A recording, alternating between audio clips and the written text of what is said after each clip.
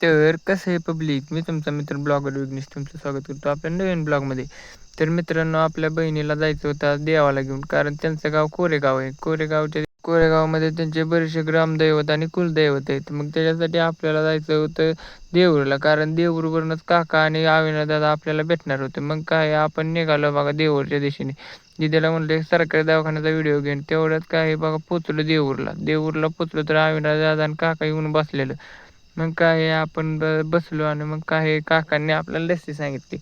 लस्सी प्यायल्यानंतर ना बघा आपण निघालो बघा पुढच्या प्रवासाला. आपल्याला जायचं होतं कोरेगावला, आणि कोरेगावला जाताना काय देऊरवरून सातारचाच रोड घ्यायचा होता. तर रस्ता जरा खराब होता आणि आपण दादाला आणि काकाला ओव्हरटेक करून बघा पोचलो. तिथं देवळात गेलो तर तिथलं देऊळ होतं बंद. मग काय काका दादा गेली चाव्या नाही. मग म्हणलं बाहेरचा तरी एक व्हिडिओ काढून घ्यावा.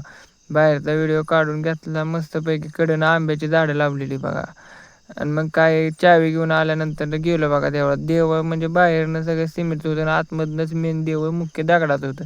आतमध्ये गेलो तर 3 मूर्त्या होत्या. मूर्त्यांचं दिदीनं पूजन बिजन केलं, देवाची ओटी बिटी भरून घेतल्यानंतर तिथल्या देवाला नारळ फोडून आम्ही निघालो बाहेर. बाहेर गेलो तर असं दिसत होतं बाहेरनं देवा.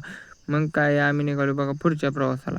पुढच्या प्रवासाला जाताना रस्ता मात्र चांगला भेटला. ते दुसऱ्या देवापाशी गेलो तर ते देवळ बघा बांधायचं चाललेलं आणि त्यांनी तात्पुरतं देवळ दुसऱ्या देवाला शिफ्ट केलं.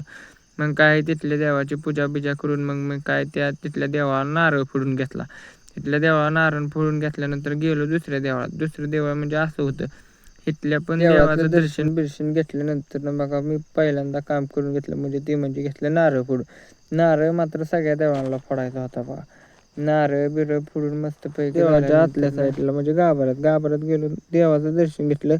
आणि आत्ता ह्या ब्लॉगमध्ये एवढेच देव, बाकीचे देव पुढच्या ब्लॉगमध्ये नवीन पार्टमध्ये टाकणार आहे. आणि ते ब्लॉग बनवण्यासाठी चॅनलला सबस्क्राईब करा.